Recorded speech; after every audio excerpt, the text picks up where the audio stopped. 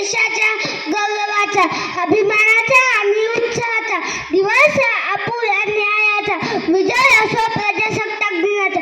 सन्माननीय व्यासपीठावर आदरणीय मान्यवर वंदनीय गुरुवर आणि माझ्या मित्रांनो, आज 26 जानेवारी आपला प्रजासत्ताक दिन, आपल्या सर्वांच्या आवडत्या राष्ट्रीय सणानिमित्त मी आपणास काही 4 शब्द सांगणार आहे. ते तुम्ही शांततेने ऐकून घ्यावे अशी मी नम्र विनंती करतो. सन 1950 पासून दरवर्षी हा दिवस आपण प्रजासत्ताक दिन म्हणून साजरा करतो.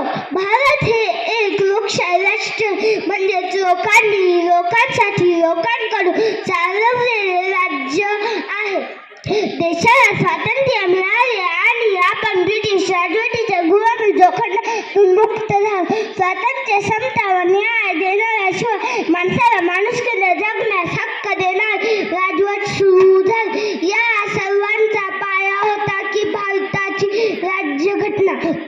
देशाला स्वातंत्र्य मिळाल्यानंतर देशाला नवा आकार, नवी दिशा देणाऱ्या घटनेची निर्मिती करणे हे देशासमोर मोठे आव्हान होते.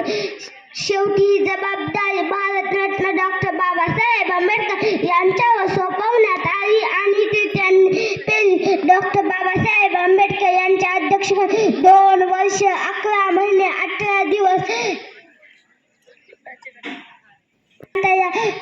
आज देशभरात जे उत्साहाचं वातावरण आहे ते कोणामुळे, तर आपल्या वीर स्वातंत्र्य सैनिकांमुळे. स्वातंत्र्यवीरांना करूया शत शत प्रणाम. त्यांच्या निस्वार्थी त्यागाने भारत बनला मा, त्यांच्या निस्वार्थी त्यागाने भारत बनला मा. मी राजवीर शेवटी एवढेच बोलेल की थोर आमची भारत माता आम्ही तिचे संतान, थोर आमची भारत माता आम्ही तिचे संतान. प्रिय आम्हास आमचा भारत देश मा, प्रिय आम्हास आमचा भारत देश मा. बोला